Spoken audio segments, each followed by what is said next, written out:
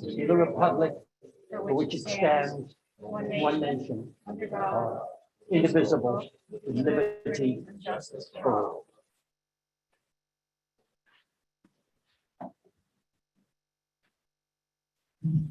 I will remind you that we are still going to insist on strict discipline at board meetings. The board members will only answer questions and comments from the audience during the polling of the board section of the meeting. I plan to enforce silence by residents, except during the public hearing section. If someone in the audience breaks this rule, and if the individual does not heed the chair, I will ask the police officer to escort that individual from the room.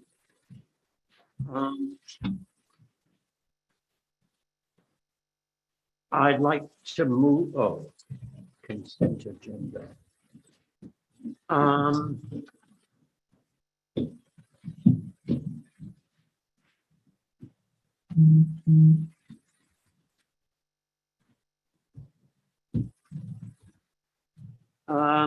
First of all, the infection rate for the COVID virus in town has gone up from 27 to 35 versus Pound Ridge at 3, from 7 to 3, Bedford from 29 to 35, North Salem from 10 to 3, Somers from 39 to 75. In other words, in total, this area is getting more strongly infected, and the result of that is that Westchester is designated as a high-risk area by the Center for Disease Control, as is New York City and Long Island.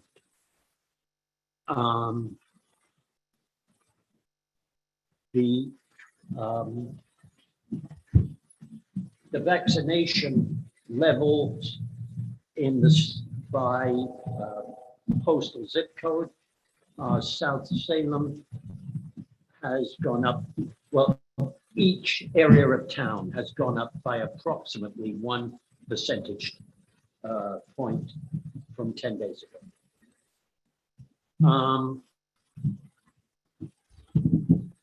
As you are probably aware, I issued a declaration of local emergency in the town of Lewisboro at the end of last week, and ordered that the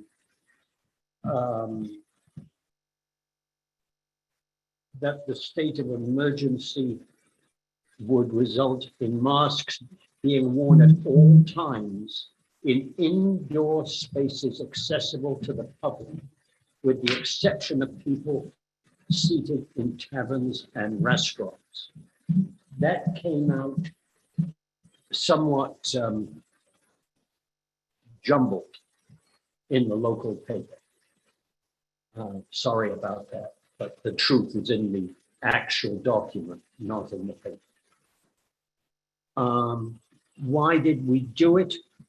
Because of the Westchester high-risk designation, because the mask mandate is modeled after our immediate neighbor, Richfield. I don't think anybody has actually educated the virus on the borders between states. There is a need for action now based on our children needing to return to in-person learning. This is critical in my mind in order to maximize their learning and to allow parents to return to work rather than one remaining home in order to care for children. Lewisboro also has a larger senior population than the county average, which makes us more vulnerable. I'd like to make a motion to approve the consent agenda, which consists of the minutes for the July 26th meeting. Do I have a second? Second. Discussion. All in favor? Aye. I'd like to make a resolution to approve the special event permit application to the New York State Liquor Authority for the library fair. Do I have a second? Second. Discussion. This is the same as we did last year. Yeah, and the library. Oh, do you want to speak? Jay is here. I got a second from Jane. Discussion. All in favor? Aye. Hope that wasn't too strenuous.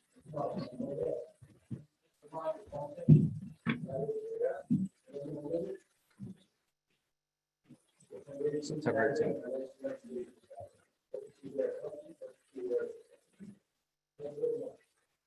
Thank you, Jay. Thank you, Jay. I'd like to propose a resolution on the closure of Fairview Court for a September 12 block party. Fairview Court, for those who don't know, is a very short dead end off Lambeth Ridge in Michelle Estates. Do I have a second? Discussion. All in favor? Aye. Aye. It has been proposed that we have sign-in sheets for town board meetings for those who want to speak in public comment at town board meetings. I personally think this is a good idea, if for no other reason than it would help Janet and reduce the number of times she asks me, do you remember? Which is pretty hopeless because I never do. That's the. So could I talk a little bit more specific about the sign-in? You can talk as much as you like. Great. So I've been to a few Board of Education meetings. And the way they do it is people come in and they sign in and everybody goes in that order. And then people are asked, did anybody not get a chance to speak who wanted to, who didn't sign in? So there's still an opportunity for somebody who came in, maybe decided they wanted to say something.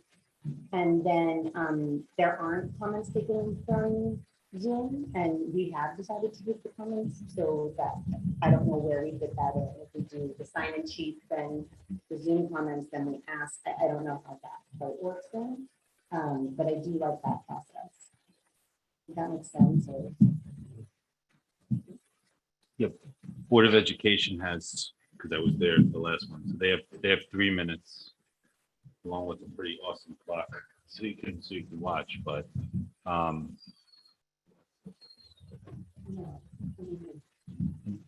I guess my only I don't know if we're discussing it now or Yes. oh, okay. So I either second or discuss. Okay. Yeah, so my making sure we have in the order, that's okay. So I guess I don't know if Janet also has any suggestions as far as what would be easiest at her end, but so that's fine if we go who's here in person first, and then go to Zoom as far as who's ready after that. And I guess once it's completed, we have an opportunity if there's a second round for it. One of the things that Dan was bringing up, we have the opportunity to have discussion if we're on a particular item. The thing that my only hesitation is not to keep it in an orderly process, but if we're in the middle of discussing an issue and somebody has something to offer by way of additional information or input, and we have to wait all that time to get it, then there's like a little bit of a disconnect. I don't know if there's something different or additional to what we're talking about, just where we have an opportunity to get input from the public or any kind of interactive opportunity. What kind of bothers me is that I try and make myself available by phone or on social media or however, if somebody wants to talk about an issue at length. And it just, for people that it may be more difficult, that we should have some kind of periodic opportunities where people have more of an opportunity to address issues in more detail. I know, Jane, you had referenced I guess a town hall concept or something, just so if somebody wants to address something or flush something out in more detail, there should be an opportunity for the public to do that. I don't know the best way to do that. And I'm, like I said, I'm available. I know other board members are, but if there's a way to formalize that or make that more of a periodic opportunity, I think that would be beneficial. Can I suggest that Jane, you and Janet discuss that and come up with a proposal? All right. I'm not suggesting right now, but before the next meeting, and then we will make that a resolution at the next meeting. Maybe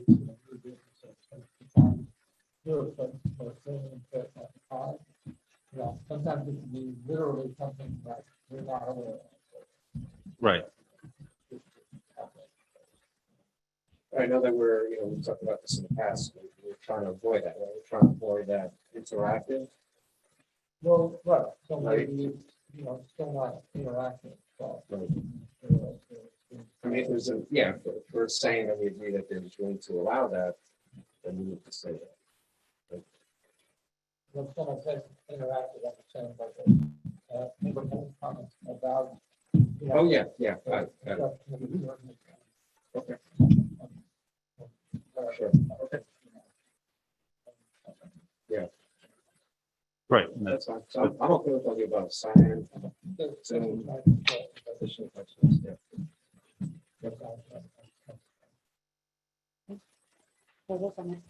Okay, When do you want something? If we want to talk about it at the next meeting. yes, so it'd be a great idea if you were to get it in on Monday or Tuesday of next week. And would you send it to Tony?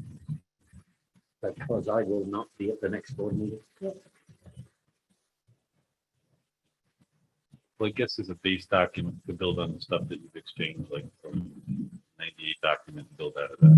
So I'm happy to kind of take 3 things we have in place, I can fix a little bit with one another and make it smoother, and then ask me the ideas of the chance to what to do with that.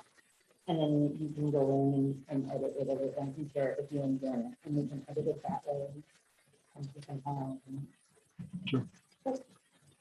Dan, do you want to lead the discussion on the comprehensive plan steering committee RFP? How do we want to go about this? Well, I've given you my possible comments. Yes. Quite honestly, I suggest that we submit all our comments to the committee, even if they're mutually contradictory. It doesn't seem to me to matter very much if they're contradictory, because it's up to them to decide. Well, everybody has a chance to take a look at it. Maybe if you could just tell the public, give an overview about what this document is and where it fits in the process. Yeah. Why are we doing this at this point in time, kind of thing? Sure.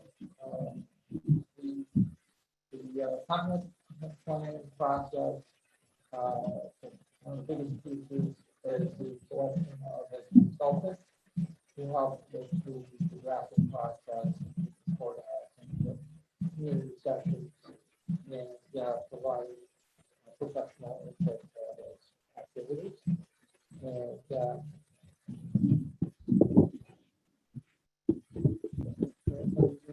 Yes, someone was saying that they came here.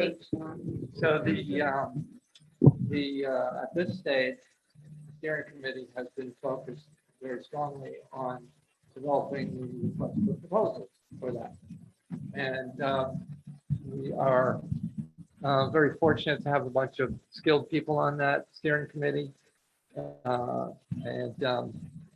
They, of course, drew upon a lot of the work that other towns have done over the years and had lots of model documents to select from. I think they extracted the best and the most appropriate elements in here for us. But it gives background on the town as kind of an overview to warm these potential consultants up. And then it describes the project. The project is to organize the update to the town's existing 1985 master plan. And it lays out the some of the key elements that the steering committee has identified through their surveys and looking at the old plans. That includes the importance of the hamlets in the town organization, some of our existing land use concepts. They want to see that the plan addresses affordable housing, communications, sustainability, transportation issues, environment, equity issues, and yet laying this out, but not confining the consultant necessarily, or confining the residents, I should say, because the important work is yet to come in bringing the residents to various sessions to get those inputs. So this outline doesn't mean that you're completely confined. New things can come up, and you can decide that they're important parts of a future facing plan that we can all agree on. The request for proposals then talk specifically to the deliverables under that plan. And of course, the main one is the draft plan itself. The plan will ultimately is the obligation of this board to approve the final plan, but the drafting work is done under the guidance of these consultants with the inputs from the community, from all the different community groups. So the plan is obviously the key deliverable. The steering committee points the potential consultants to various references, our old master plan. There was an important sort of almost update in 1997 with an input from the hamlets. There was the regional Croton watershed plan. There's the new wireless plan that we just heard about. There's bike pedestrian plan, so they're laying all those out for them. They define the types of meetings that they expect the consultant to organize and who with. So that includes the various boards and committees, and including the task forces and other groups that are helping to advise us, and then of course the community sections. They expect to have at least one session specific to each of the hamlets, and there may be one on other special topics such as, for example, zoning. In the proposal from the consultants, we'll want to see an outline of how they would approach the outreach and engagement with the community. Obviously, that could be a wide range of different activities and ways to approach that. And we hope it's creative and not just like, okay, here's one big meeting, everybody come, and we're done. So there could be a lot of fun ways to draw people out in that. So we hope to see some creativity in that. And then ultimately taking all that input, preparing a draft, and then there's a kind of a back and forth.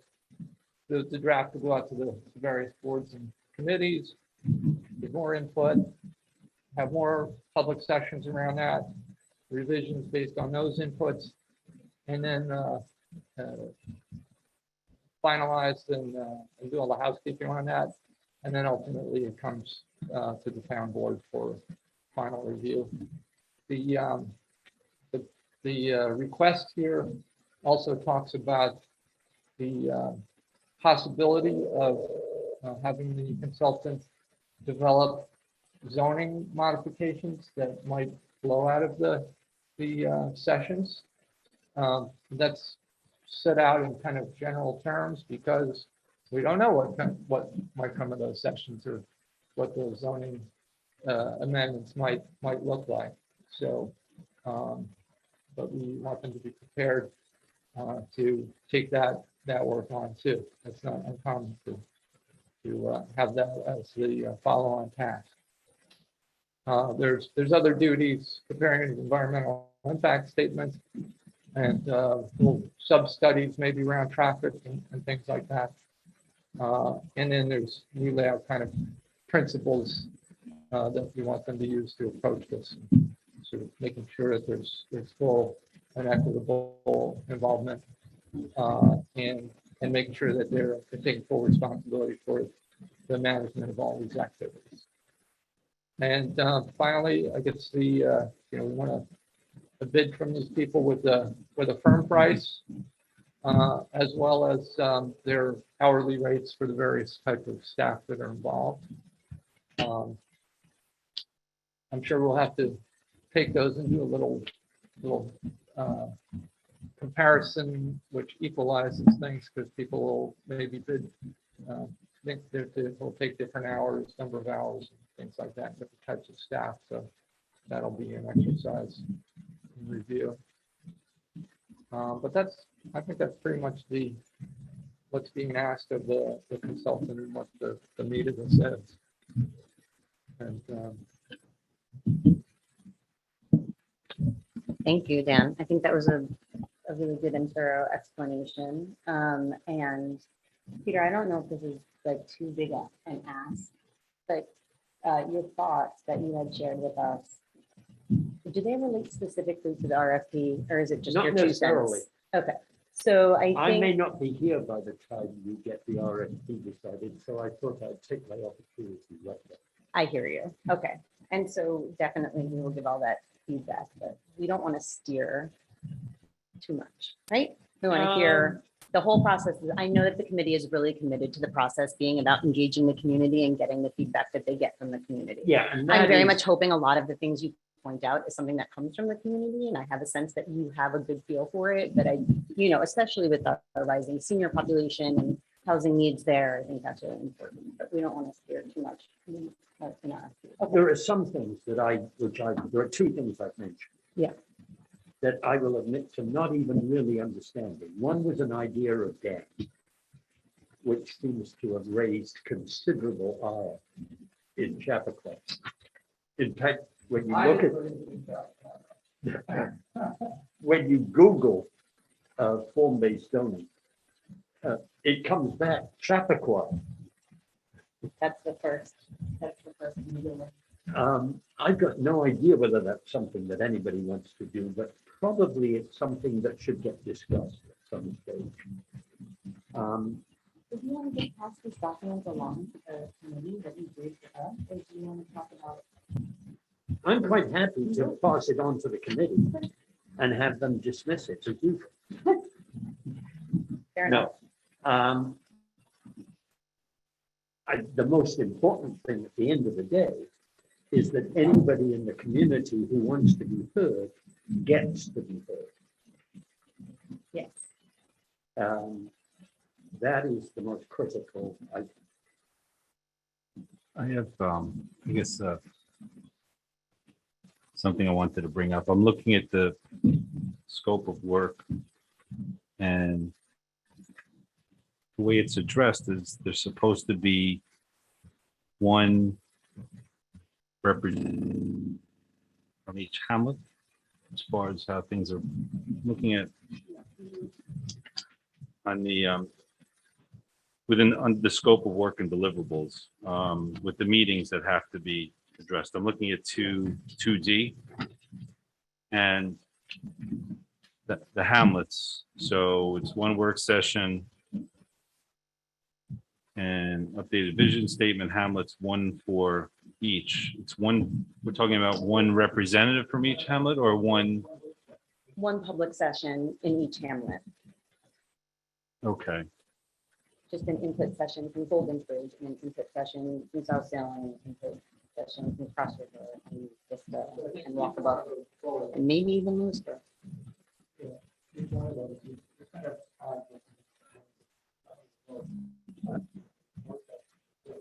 the updated vision statement, it's the same doc. It'll be a town-wide one.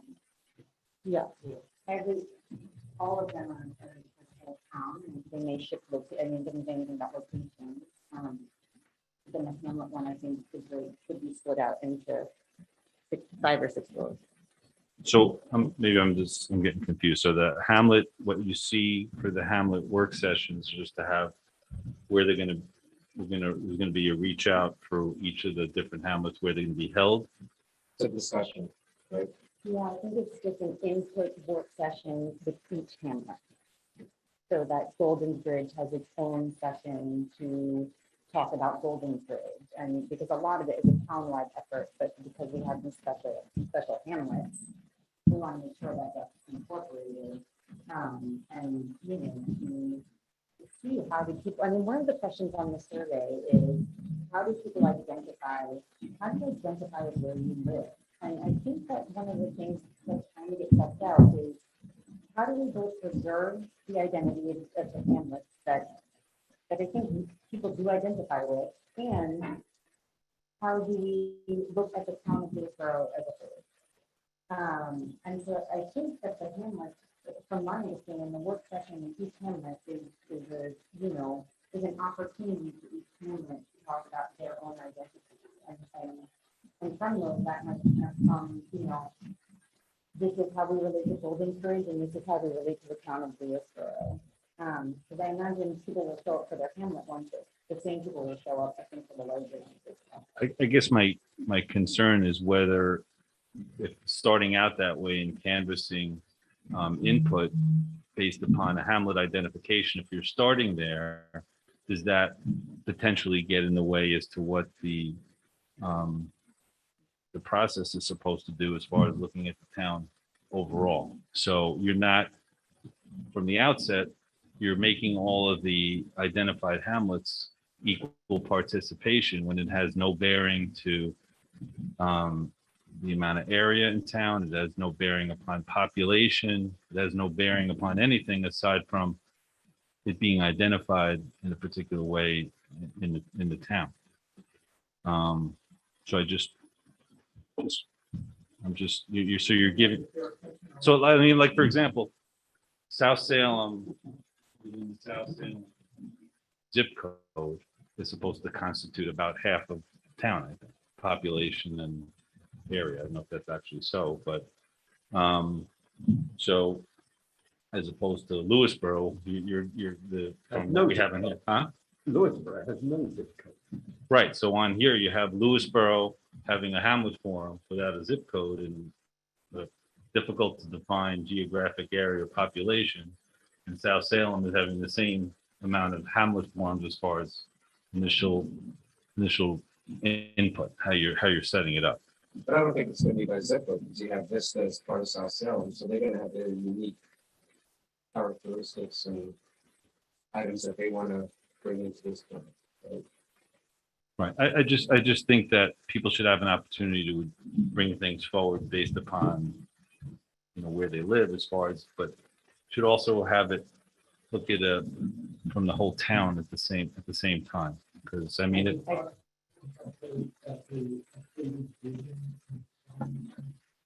captures that as, you know, that's a vision for the town. It's a single meeting. It's a vision for the town. So if you kind of capture, this is where we want to go. This is how we think of ourselves. Then each hamlet can kind of map that onto their unique identity and maybe kind of get some. right, you're kind of saying what I'm getting at. But I think we Looking at it can- from we a can town ask- view initially, and then people from Let's all ask areas have an the opportunity. steering committee about that particular bullet and how they thought about it and whether they got that. I think that's a fair question. At the same time, we're putting our heads in the sand if we don't recognize that people identify very much with hamlets in this town. Right. I mean, that is really, because that's how they do it. Well, not today is we people around this table. I mean, for sure. I mean, Yeah, I mean, well, to varying degrees, but my wife, there, for instance, really identifies with the hamlet of Lewisboro. Right. And most of her friends do too. Good luck to you if you ignore them. At the same, I think the people on the board and on the planning board and people like that probably are far better at thinking of Lewisboro as one entity, the whole town. But the average person is not very good at that. Right. When And you that, go door to door, you better address the needs of a hamlet, not the needs of the. right, in the scope of work, the first thing as far as being reviewed is the Hamlet Forum report from almost 25 years ago. So you're starting off by the initial document you're going to review is let's go and see where we started from 25 years ago, as opposed to approaching it, here's where we are in 2021, and what do we see as our needs? For example, when we had the presentation with the cell phone, the cell tower and cell phone coverage within the community, that was presented based upon the needs of the entire town and what we have to do as a town. So just because that was a recent presentation, helpful as far as looking at things that have to be addressed townwide, and then you bring in from how it applies to the hamlets that people But identify with. it's much the same as your previous Yeah, comment, right? yes. To make sure that we capture that. And I don't know that those bullets in item 1 of the deliverables are necessarily in order. Otherwise, the bike pedestrian plan would be first, which I wouldn't mind, but yeah. So I think we can make this, ditto on that item for, thinking there might be a logical order, which Right, because that ties in as on, like, for example. Can I just, Yeah. for a minute, we have a meeting tomorrow, right? I think we have a meeting tomorrow, and I think that your comments, like Dan said, are fair enough. And we'll bring it to them and we can talk about the order of the bullets and if, it was in order of priority and bring this idea that you're presenting and ask them, for their feedback and input too. Right, it's just looking at the whole idea is to look at things as a you're starting, like, say, general business is in Vista and Golden Bridge for the most part. So if that's where you're starting. Huh? Cross. No, I mean, for the most, right, and then crossroad, right. So you have, that's where you're, yes, not, Yeah. People do identify strongly with those. yes. So I'm just saying, as far as, that's something that has to be, looked at early in the process. When you're bringing in town zoning, for example. It's clear that the plan we're working on, and this is one of the problems of working, minimizes all expansion of business, retail, and commercial zoning, apart from the stretch along Route 22, which was bought by the city to stop us ever doing it. Again, I know the committee's goals are also to get all the feedback that they can from the community. I mean, So we'll see. there may be an iterative process. It starts with townwide stuff, kind of set the tone, we think we're like this, we're like that, we're heading this direction. Go through your Hamlet meetings, you may learn things that you want to sort of bring back to another section about townwide stuff. Right, it just should be in there. If you look at it, get a fresh look, a fresh generation look at everything. It should go on the same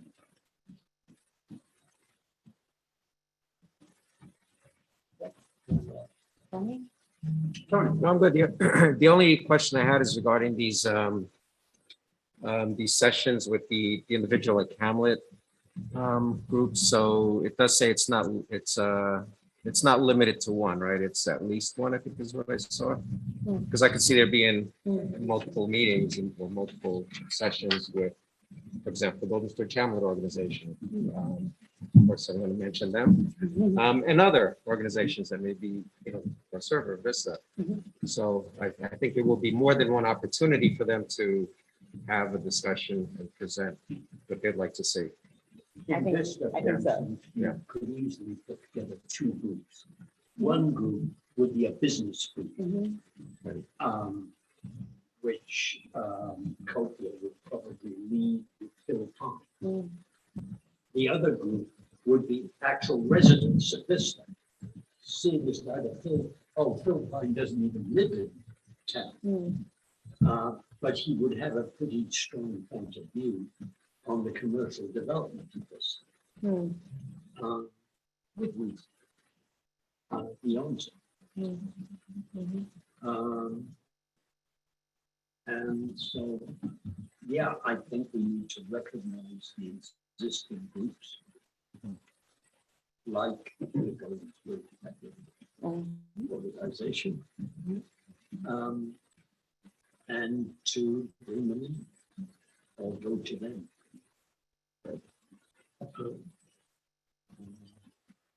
I had a couple of minor comments.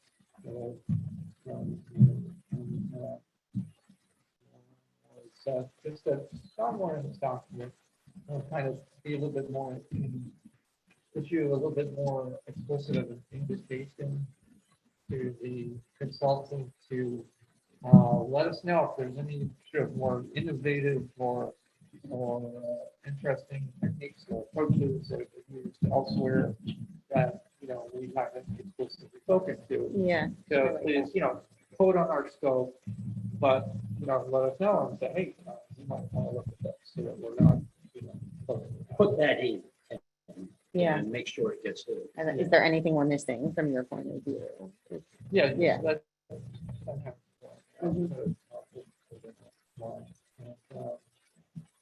And then just, I know about the sustainability of that's starting with seeking a competitive edge. Like it's, corporate undertaking or something. But also, I know like social equity, really should be something that's woven into, all kinds of places. Sustainability wants to be treated in a similar way. So, in my opinion,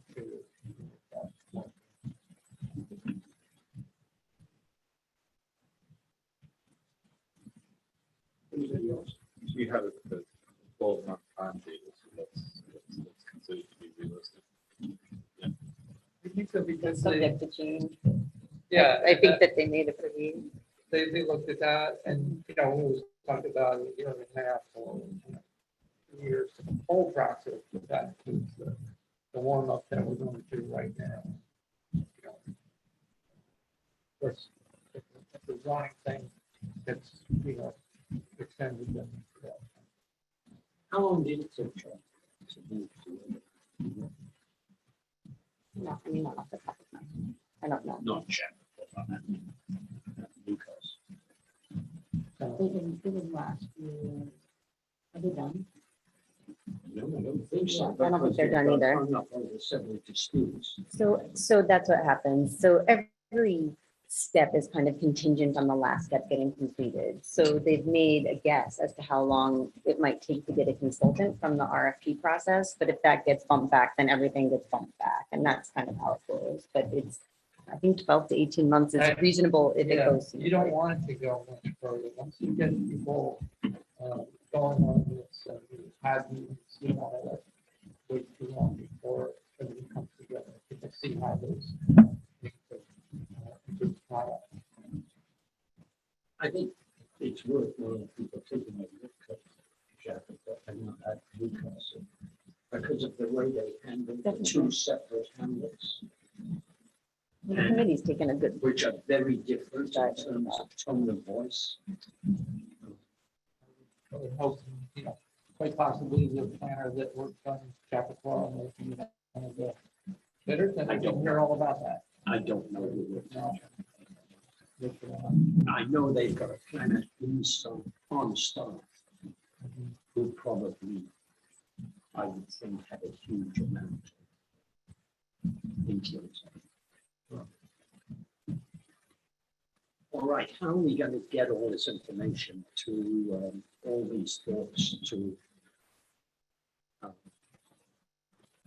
We're going to take these comments back to the steering committee. If they're not already hanging on every word on. I've taken notes and at our next meeting, we'll bring the notes to the committee and Jane, can you take on that responsibility? I'm happy to. And these are due in by Thursday, I believe. So if we have any additional. Just email me, please, or call me or text me. Right. So since the 12-month is doable, maybe to set up quarterly targets as far as make sure that we have a 12-month process, you break it down quarterly, which can tie into certain benchmark flows and maybe reporting back to the town board quarterly to see how they're doing, they're staying on track with their money. That's how it's set up right now, is that they come in once a quarter to give us an update. That last one was our first one. So that's the theory. Mhm. Are you talking about the consultant?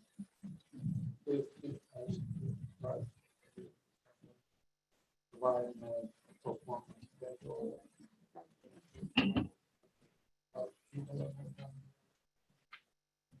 It's for the scope of work and the deliverables, you have a 12-month time. Right, but in the actual RFP or the actual.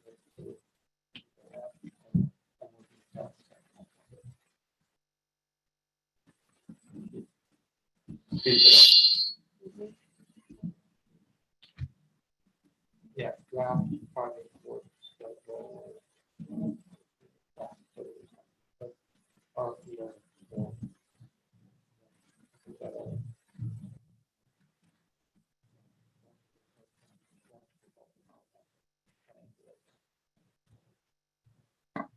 Comments, I'd like the main message back to the steering committee, which means that they've done a good job.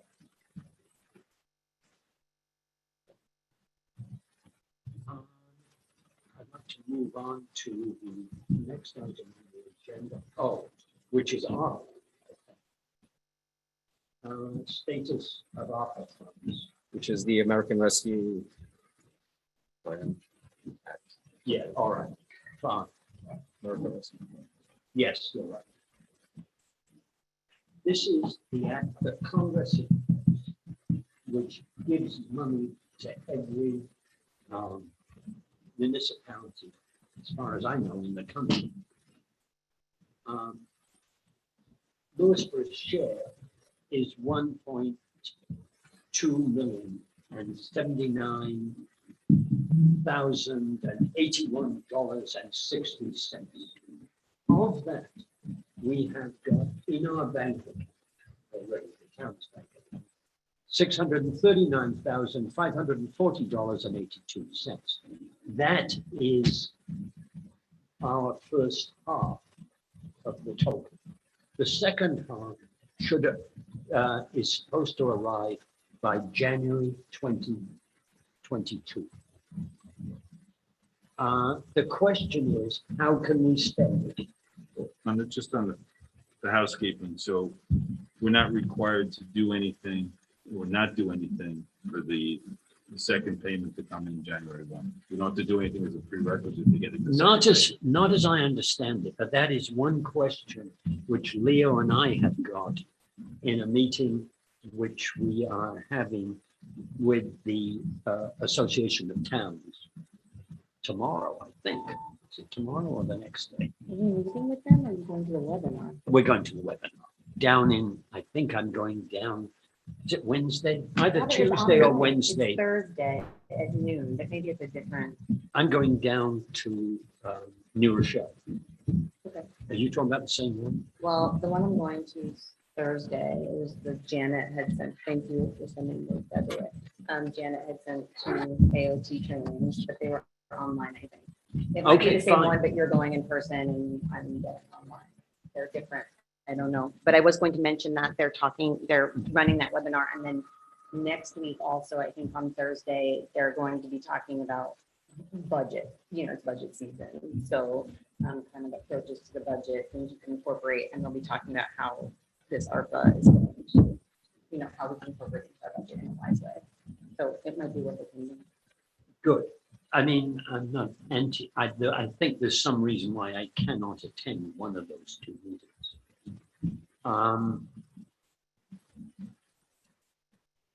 There are 2 questions. Is it true that small towns like us do not have to get a response in to the federal government by the end of this month. I believe it is, and that's what Leo believes, having read the documents, that is only required of larger towns who get their money direct from the federal government and not via the state in which they are Their located. response is they got, how we use the funds. Partial, yes, but it's not it's, even if I am Rochester or somewhere, sorry, Janet, I just looked at you and said Rochester. Rochester doesn't have to stand by what it says. It can list a series of things which it is considering doing. Okay, so you don't have to itemize penny, and what they probably want to do is take a look at it and do a non-objection to your less, just in case you think it's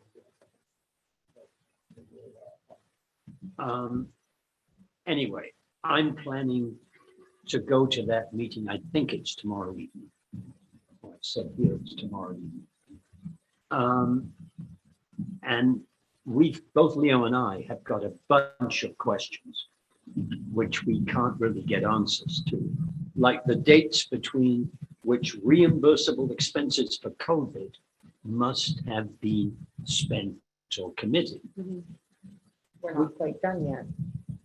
Yes, but does that matter or not? Right. Some of the expenses we suffered from an extremely efficient maintenance manager in town who reckoned that the people were going to run out, suppliers were, of various things like these. And so he very quickly and early submitted our order. It may have been so early that now this document says we can't claim for them. The water projects. The question there is whether water projects for which the town has already borrowed the money can qualify. We're not certain. These are the kind of, those are just two bunches of questions we've got. But there are a lot more, and Leo and I have banged our heads against this and not got very far. So for example, the work we've already, are in the process of doing at Kilo Field, that potentially will not be Right, because we've already is it allocated money for. for the date that they've set. Yes, But any work after that date can be potentially paid for with these funds. and that's what would be very distressing to this particular guy, that because we've been efficient on things and thought forward, we are going to be excluded from claiming. Claiming means something we could write a check to ourselves for if it's an Yes. approved Yeah. category. And then You got it. submit our receipt as it were, that it's a qualifying expenditure. Yes. Now, if we spend any of this money on things which the federal government has got, I think, 5 years to come back to us and audit how we spent it. And if any of what we've spent it on fails the audit test, we have to reimburse. And that I'm not anxious to get us into or to get my successors into. Yeah, we should use funds appropriately.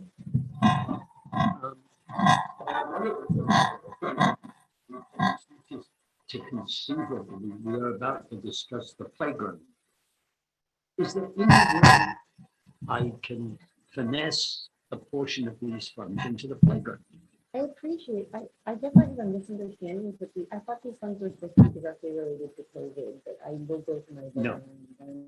More. Not all of them at all. There are some which are directly, the easiest category to qualify for is things directly related to COVID. From masks, Right, the paneling we put up around people's desks. right. That is absolutely claimable. anything which Joel has done to improve the airflow in any building in order to make it safer is definitely claimable. If it's done between certain dates. Right. And it's the dates which scare me. As I said, Joel had a bad habit of looking forward and forecasting the needs and saying there's going to be a rush on this type of product. Right. So we need to get it done early. So you're saying COVID-related expenditures are the clearest Yeah. black and white category as Yes. far as the expenditure. But I think there's a general exhortation to, economic revitalization as well as a response to Right. COVID. And So- economic revitalization Right. is pushing is water, Right. sewage, and broadband. Sure, which is, if you look at the country as a whole, there's a desperate need for that. But I would also just to look at investments that we might make that actually have a return to the Right. taxpayer. And I'm thinking of like the fix ups for iron tools, for example. I mean, a lot of times when you go into those projects, we're trying to get them done for the lowest initial capital cost. Whereas, if you do a deeper retrofit on some of like the energy stuff, there might be a net payoff, which is actually greater on that net return basis. And this could be an opportunity for us to not feel so constrained to go with the immediate what's cost, capital cost. So you'd like us to consider the long term as well as the short term. Yeah, You mentioned on it to what specifically, gentlemen? well, I understand that, boiler and we can have talking to go about this. Okay. And hopefully, get that boiler. Is there going to be any available congressional guidance since Congress is the one who approved the money? Will somebody like a congressman, his office be putting out some kind of guidance since he has so many different municipalities in his district, or Schumer as far as? Schumer has put out that. It is very broad in its scope and wrong in several places. But the government's pulling out as well. But it's Yes. very confusing. I mean, the amount of paperwork I've got on my desk outlining how I can spend it. Yeah. Anybody is welcome to come and read. So we We'll have, figure out how to spend the money and how to qualify.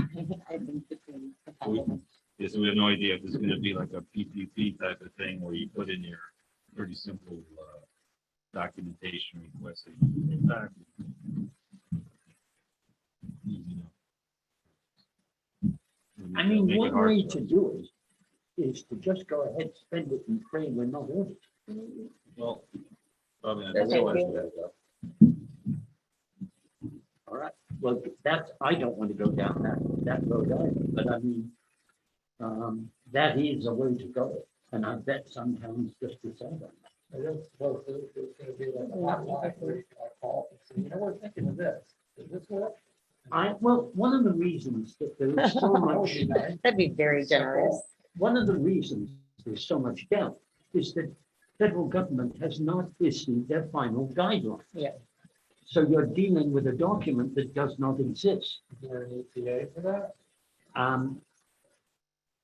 I've forgotten, but I know they closed the comment period last week, Mhm. and they've got over 8,000 comments waiting to be either integrated or discarded. Once they've done that, then they can issue the final document. I think the current document, they titled it preliminary final. So it's not the final. It's like the budget. Yeah. Jen, have you come across this? Preliminary. Preliminary final. Okay, I was just wondering if, And who are they, the congressional committee, or who's supposed to issue these? no, it's a government department, at the treasury. Treasury report. Yes. The treasury's got quite a lot on its plate. It sounds like the associate now is trying to gather resources. Yes. They are really working on trying to sort this out. Everybody has the same question, so. Sarah Brancatelli is doing a lot of work to try to make sense of it. She's a lawyer at the Association of Towns, and a rather good one as far as I can sense, not that I know much about the work. As Greg has told me occasionally. That's roughly where we are on offer. In other words, we are nowhere. If you were to read the record review article with the controller of Bedford, Zamboni, I and Leo agree with that article, which says exactly what I've been trying to say to you.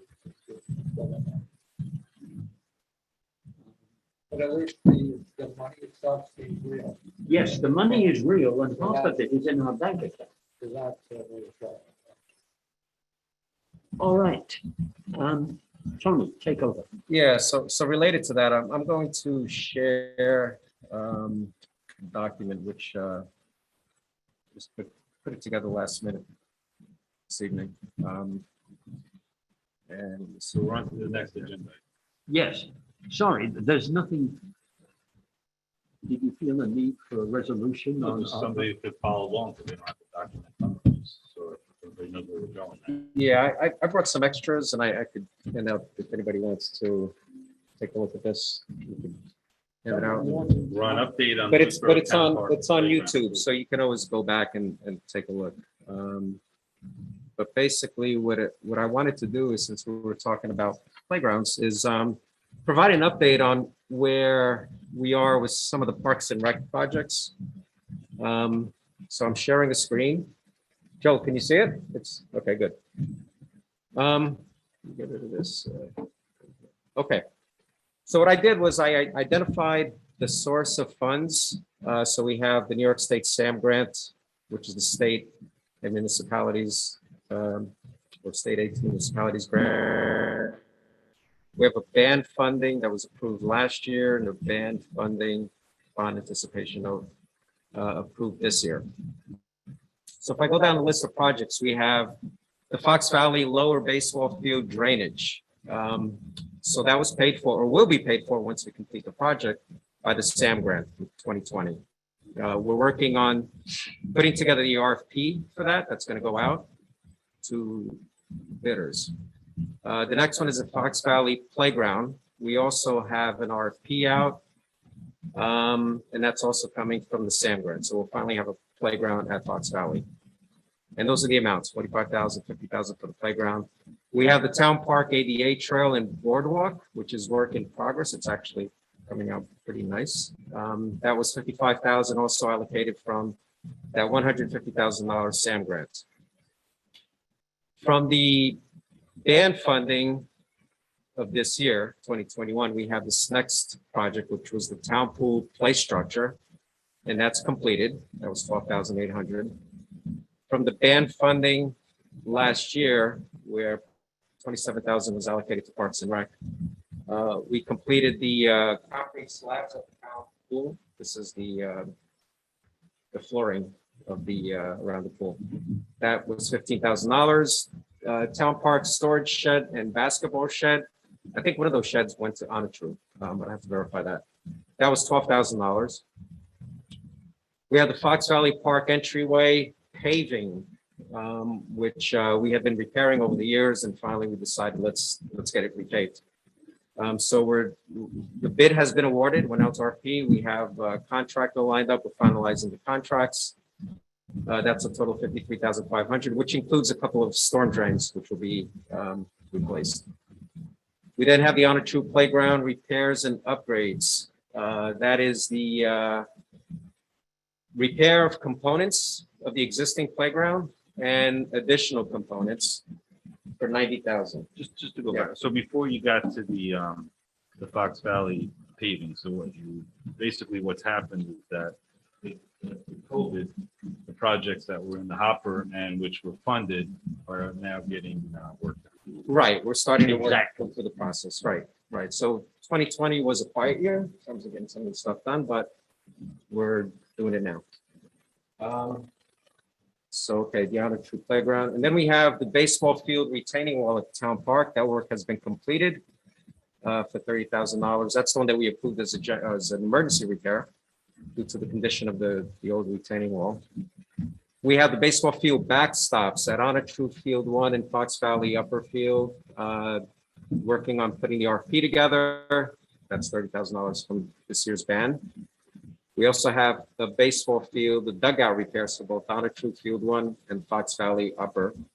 That RP is also being worked on. It's a $10,000 job. In addition, from that, the approved ban from this year, we have 2 composting toilets for Fox Valley for $75,000. So if you total that up, there's like $3,700 left over. We have approximately $75,000 for the 2. for 2-room composting toilets. Oh, Two. All right, fine. I'd have to double check that, but I think it's two separate toilets, I think. Or 2 structure, 2 rooms. I think that's what it is. Just It's one single unit with 2 rooms. Yeah, like the one at fine. the town park. correct. Right. So the total to be spent or already spent is about $305,000, which leaves us about $130,000 unallocated from the original ban funding, which we had discussed putting that amount. These are the projects to priority. And with this amount left over, we can provide that towards the replacement of the Fox Valley Playground, which is our showcase park. We have an engineering report that says that it needs to be replaced. And I just did a quick calculation here on the side, working with the town park committee, which are the volunteers, the 501c3 organization. If you look at their Yes, the Correct. town park, you said. Oh, did I say Fox Valley? Sorry. That's Replacement of the town park. state of people who come. That happens at times. So just to give an example, what we can from this towards that, we have, if you look at the premium showcase playground, which is an inclusive playground for kids of all abilities and disabilities, we're looking at $625,000. Again, that's just the initial proposal we have. It includes paving the paths for wheelchairs. It includes putting a completely new surface and the different playground components for different abilities and disabilities. We're looking to be on target, or the organization is to fundraise about $100,000, hopefully by mid-October. We're working with Chris Burdick. He was pursuing projects that he can potentially have the state pay for that would serve a need in a community and serve the underprivileged, and that includes folks with disabilities. So he is looking to secure a grant in the amount of $250,000, which would go towards this project, which leaves, if you include the $130,000 unallocated amount from the 20, leaves with a shortfall of $145,000, which would have to come from additional funding, potentially ARPA, et cetera. So I just wanted to put this out there so folks can see what we have done and what is still in progress and to be done, and just some numbers on the playground.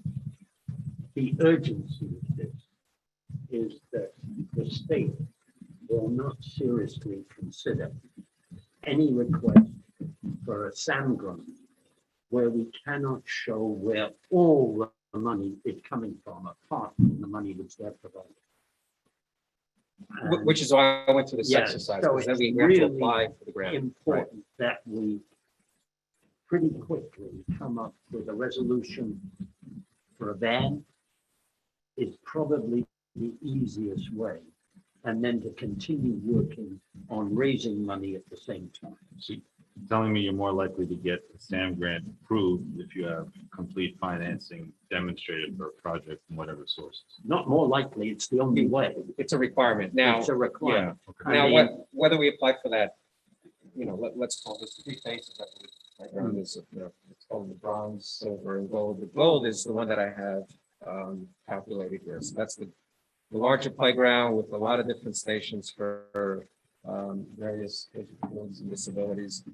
Well, I think So the we- 28%. I was gonna say, so we can certainly, that is the goal, but we can throttle back and go with the option 2 version, which is about, I think it's option 2 or option 3. Which is about 400. An option 2.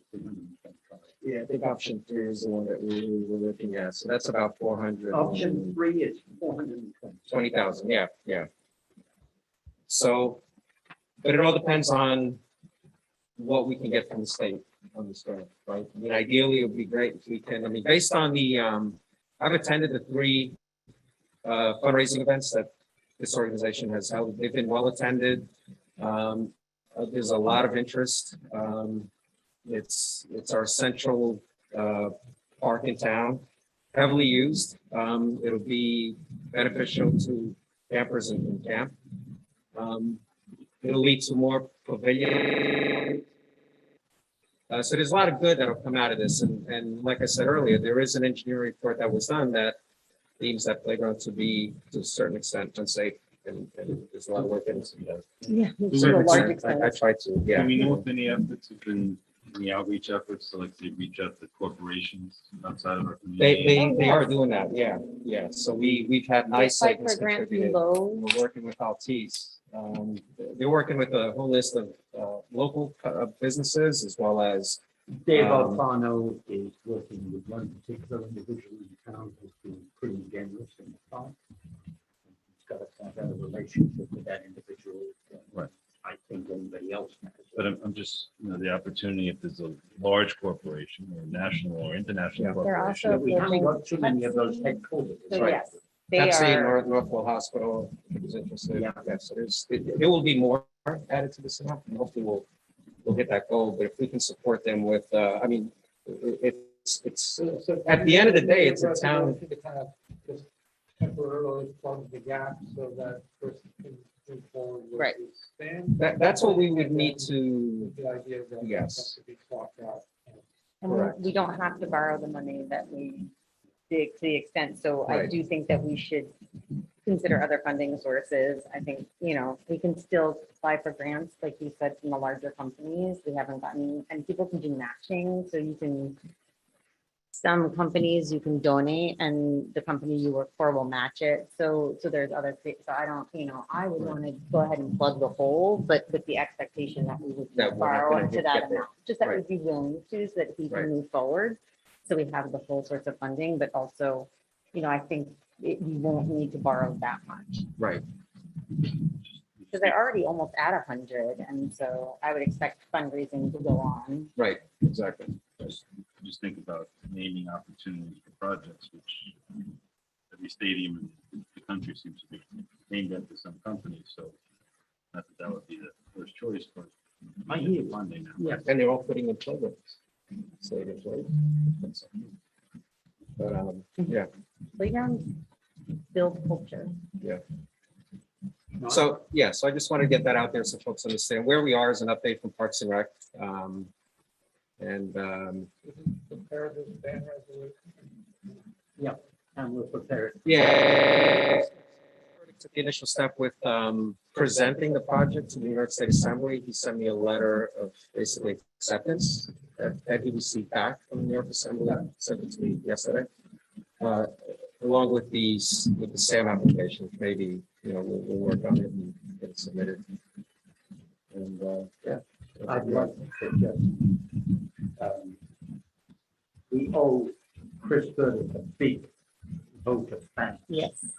A SAM grant of 250 is kind of really unusual. And they normally go to 100 or 125 or 150, not 250. It means that we're getting one of the largest SAM grants he's got. Maybe he's got two of this size to give. And we are getting it for some weird reason instead of white light. And that's in the process, that's something that's going to be, that's going to be approved in the legislative process. It's got to go through legislative. It's got to go process, through but, the dormitory authority of the state of New York, hasn't it? They're the approving agency. And they're a nightmare, but Yes. they are only a nightmare on thoroughness. The number of I's which need dotting and the number of T's which need crossing. They are somewhat forgiving. But I've been through, I've got a grant through them and it's just a pain in the neck. All right. Anything else on that? That's all I had.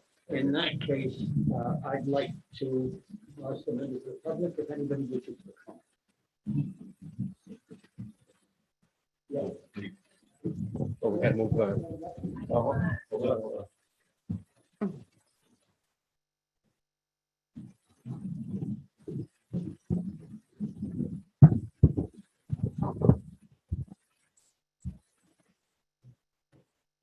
I think I make the same comment every board meeting. You have to solve the problem of access in terms of people can't hear unless they're sitting here. People are having trouble hearing on Zoom tonight. With YouTube, all of that. It's a problem, meeting after meeting, month after month. Your organizations seem to have been able to solve them. So maybe we could pick their brain, at the school or something, but it shouldn't be that hard. I don't think. That's it. Thank you, Mark.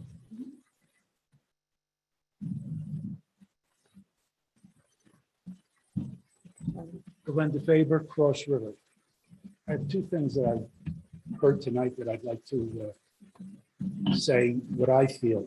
The signing in of the meetings seems to be a direct result of people not being civilized. But that started on Zoom when we were bombarded with out-of-town agitators organized by people that will keep nameless. So if you're going to ask people to sign in, show the license, because what good is signing in? I could sign Mickey Mouse. Makes no difference. So if we're looking for civility, we should verify who's signing in. And I don't know how you're going to sign people in on Zoom. Zoom and Facebook, it seems that drives a lot of our decisions.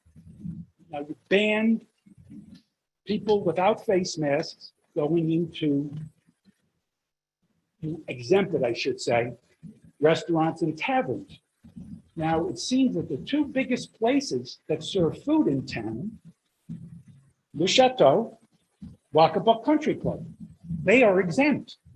People might stay in those places 2 or 3 hours, breathing in all that contaminated air. But if I go into Dunkin' Donuts for 2 minutes, I have to put a mask on. It doesn't make any sense if the whole reason is to protect the people.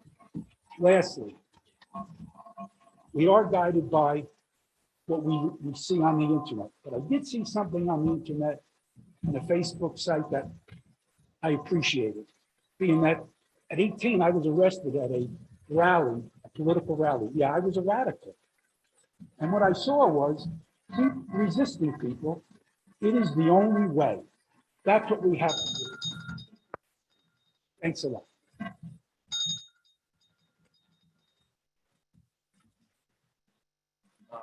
Charles George, Vista, New York. Next question, are you voting on the mask mandate tonight? How long is it? So it's extended? And what is the criteria for lowering the mask mandate? What's the magic number?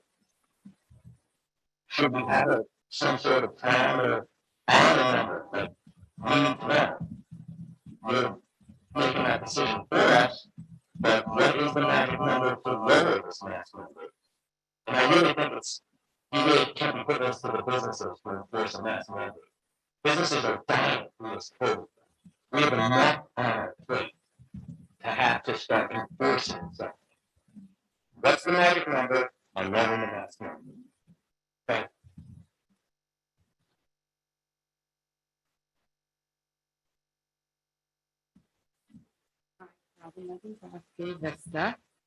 What use is the mask mandate in Lewisboro to help get the kids in school? And Bedford don't have one. It doesn't make any sense because, at the Board of Ed meeting, a Katona guy came in and called the cops on a Lewisboro person. But in Katona, they don't have to wear masks, only if we come here. So they're coming here after not wearing a mask and infecting us. Why are we suffering? Why are our businesses suffering? People don't come to our town from out of town. We're pretty much self-contained unless we leave. And I don't think that the spread is really walking into Dunkin' Donuts for 2 minutes. It's people hanging out at home with their friends. And if their friends are from Katona because they're school friends, then they don't have the mask mandate. What is that? How does that help us? Thank you.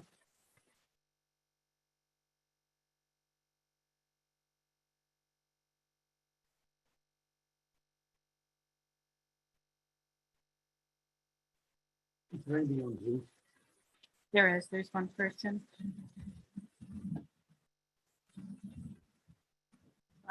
Barbara Mangione, I'm asking you to unmute. Can you hear me, Janet? Yes, I can. Okay, I just want to bring up something because we're heading into the last third of the year. And one of the things we did in the beginning of the year, the board had they extended outdoor dining till December 31st. I think at this point, the board should address extending it even further in light of the fact that this Delta variant and perhaps others look like they're going to be around for a little while. So I think you should act sooner rather than later so that our businesses can know what they can and cannot do after December 31st, and therefore, make sure they have services for the residents that they want to get out there and keep viable as a business. And that probably should be done soon. The other thing I wanted to bring up was the availability of volunteer positions. It seems that every year we kind of get to the end of the year and where the residents are asked if they want to volunteer to put an application in, but they really don't know what they're, applying for or what's available or what that volunteer job entails. If you look at Supervisor Carr from Bedford, they have already put in their email what positions may be becoming available, what the committee does, how long the term is. So I think we should probably go to the various committees, ask them if people are coming back whose terms are expiring, and if they're not, get that information out sooner rather than later so people could apply and know what they're applying for. And the last thing I wanted to add was, and this is kind of for Dan and Jane, because you are the liaisons for the steering committee. I'm a little behind. I think I haven't watched the last two. And if you can just impress upon them that when they do go out and ask members of the community to go to these meetings, to keep in mind that even though we have some very strong hamlet organizations, especially Golden's Bridge and Cross River, there are other people within those hamlets that have some very vocal opinions about what they want to see. And that would include me too. Anyway, thank you very much. Okay, thank you, Barbara. I have another person, Carol Cernak. I'm asking you to unmute. Hi, Carol Cernak, South Salem. A couple things, mostly for Rich and Tony. One thing, Rich, I'd like to know is if you were able to establish a start and end date with Olmsted for tree work, and if it remained within the awarded amount. The second thing is for Rich and Tony, I believe. I'd like to know the status of the Hickory Homes operation at the Salt Dome, the cleanup, and getting into tropical season and hurricane season. They're really hindering the operation of the town for what they're able to do there. Three, $75,000 for 2 composting toilets. I would like to see a breakdown of what that is for. It seems outrageous, especially when I know what a regular porta-john costs. I mean, you get it pumped out once a week, it's $100 per porta-john. And the fourth one is Cityscape, the pole. What has the close date been? Has that been determined? Has it been left open because of people vacationing? Where do we stand with that? Thank you. Okay, thank you, Carol. I have Paul G. I'm asking you to unmute. If you could state your full name, please, and Hamlet. Hi, can you hear me? Yes, we can. Hi, Paul Petraro. I'm from South Salem. I'm fairly new to the town. I wanted to comment on the mask mandate and the numbers. I'm hoping that we can see unbiased data when these decisions are being made. We're seeing uptake in cases, and I think I heard something about the low vaccination rate in South Salem or South Salem Vista. I know it's by zip code. We actually have some of the highest vaccination rates around. It's closer to 85%. South Salem Vista, we see much lower, and it's stabilizing because of incomplete data. A lot of the folks that are being vaccinated in South Salem Vista, we actually go to the doctors, we work in Connecticut. That information is not available to us. I'm probably listed as unvaccinated.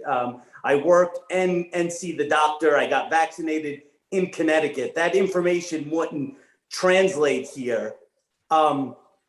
COVID's not going away.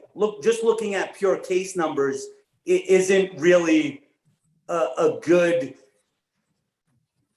indicator of how we're doing. If we look, we're basing that red criteria on Southern Westchester, not Northern Westchester. We have really low numbers, and I think we're doing really well.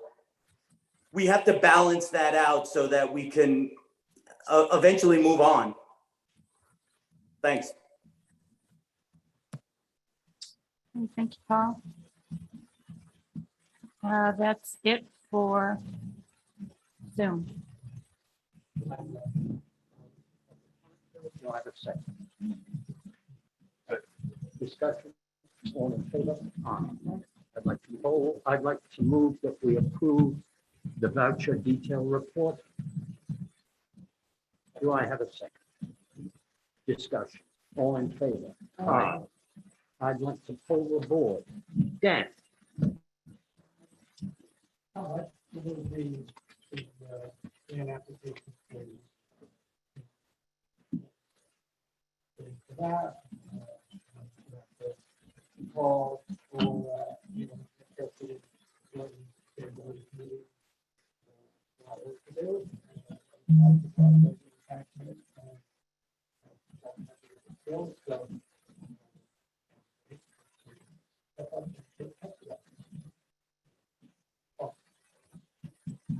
Okay. I just wanted to put out there once again that the Lewisboro Library Fair will be held on Saturday, September 18th, and there's one more donation day. Coming up this Saturday, August 28th, from 9 a.m. to 1 p.m. at Montreux, and it's new that the Lewisboro Library is not taking toys this year. And then they're also, the Lewisboro Library is also running, they have citizen science kits. It's in conjunction with the program that the Garden Club did, the Rooting for Lewisboro. So now with these kits, you have equipment to determine the age of the trees with the goal of creating a gallery of old trees in Lewisboro. So all of that information is on the website. Please check it out. That's it from me. Rich?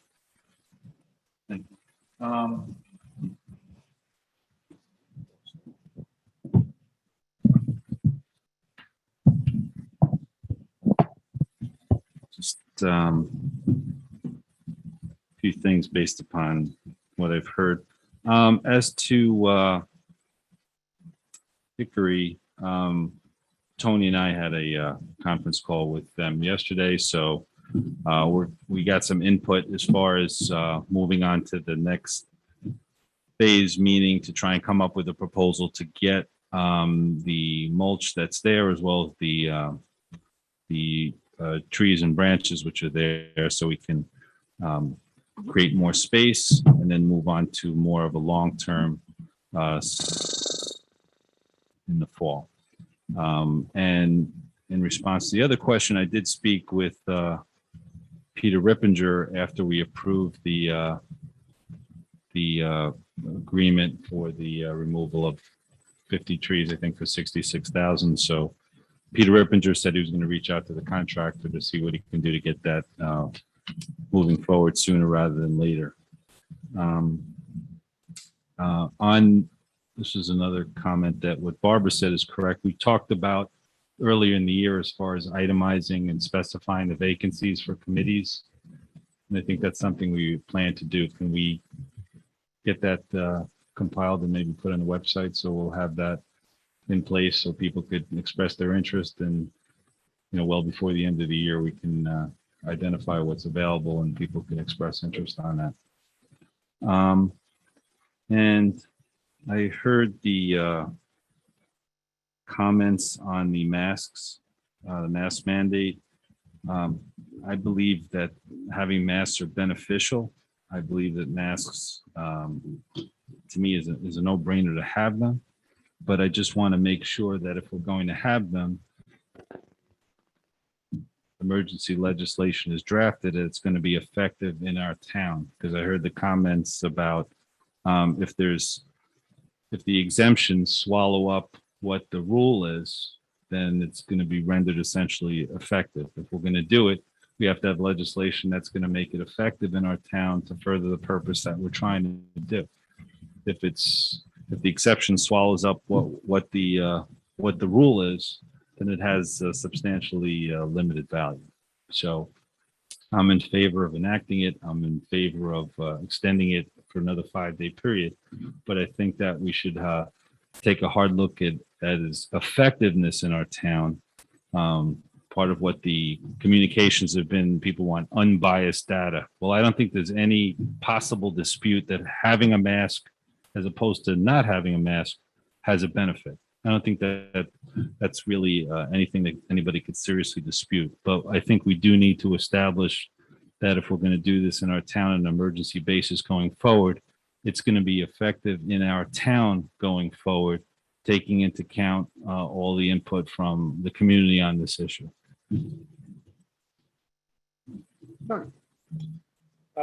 Yeah, just to answer Carol's question about Cityscape.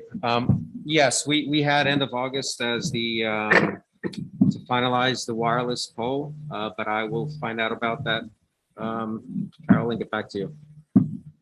Couple of points from Parks and Rec. Camp is done. We thank everyone who participated for 2021. Another COVID restricted year and no outbreaks.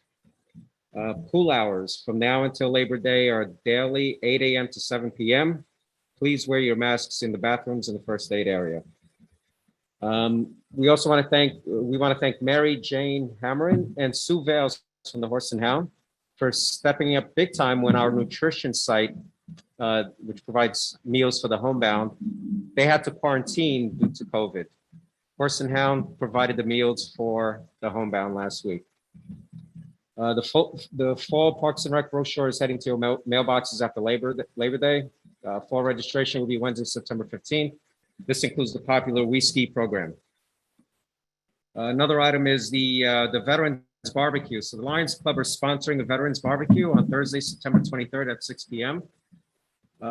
Please come and meet the committee members and other veterans from Lewisboro. This is the first social gathering of Lewisboro veterans. So it's open to veterans. So any veterans that want to attend, we ask that they wear something from their time in the military, a branch hat, pins, shirt, etc. And to contact John Lemke, who is a Lewisboro Lion and chairman of the Veterans Advisory Committee, of their attendance or with any questions. And his contact information is on our website. You can also reach out to me. Parks and Rec will be offering flu shots at the town park again on Thursday, September 30th please call Pam Veith at Parks and Rec for details. And the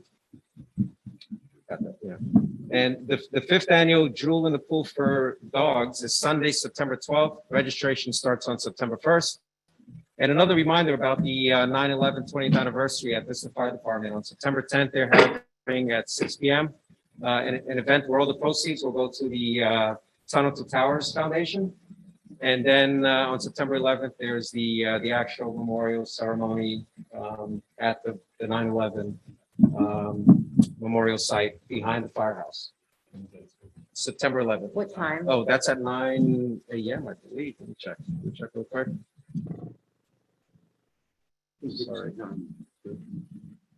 The parade followed by the actual ceremony at around 10. And Yeah.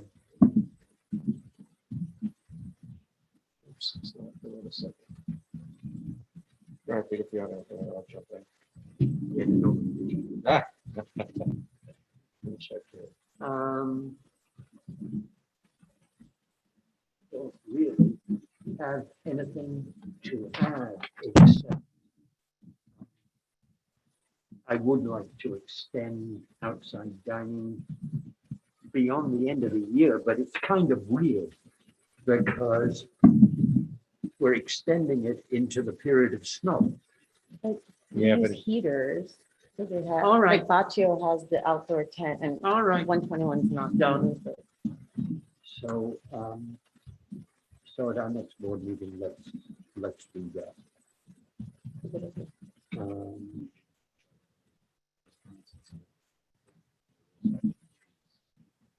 Bubbles that they've had. Well, and it varies according to each restaurant, what they do. Baccio's has been very successful with it because of their amount of outdoor space.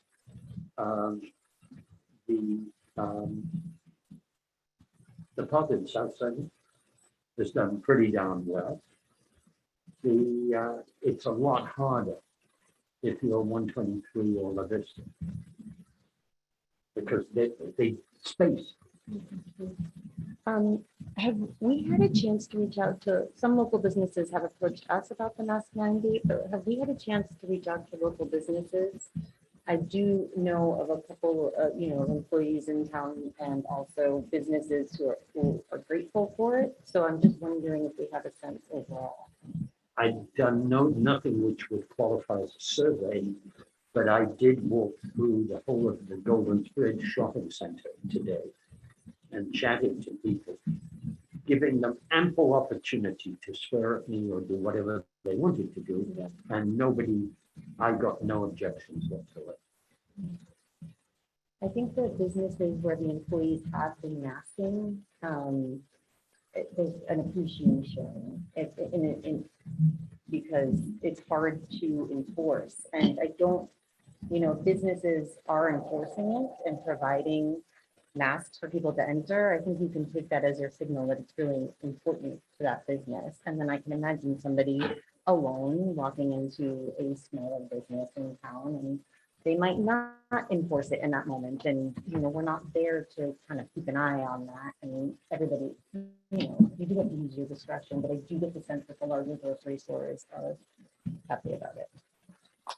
Certainly Farmers Grind and Copia seem to manage it pretty well. And Greenway I don't know about Acting. Greenway, I haven't been there too long. And if I go there, they will be pretty, they will certainly say one thing or the other, because I know them pretty well. Yeah. So just to clarify on the Vista Fire Department 9/11 ceremony, it is at 10 a.m. on September 11th. Sorry. I was wrong with the other time. Next thing, I'd like to make a motion to go into executive session to Peter? discuss. Could you please enact? Oh, yes. The next board meeting will be on, it's got to be on here somewhere. Monday, September 13th. Monday, September the 13th at 7:30 at the Lewisboro Library at a 15 at 15 Main Street, South Salem. And will be a town board meeting with 2 public comments. It will? That's up to him. Rhetorical statement. 2 public comments, okay. That's very much up to Tony. You'll be surprised when you come back to. It's up to Tony because I won't be here. Yes, I, And it's very difficult to mandate what Tony will do. So that's the- Okay, I'd like to make a motion to go into executive session to discuss one personnel situation. Discussion, all in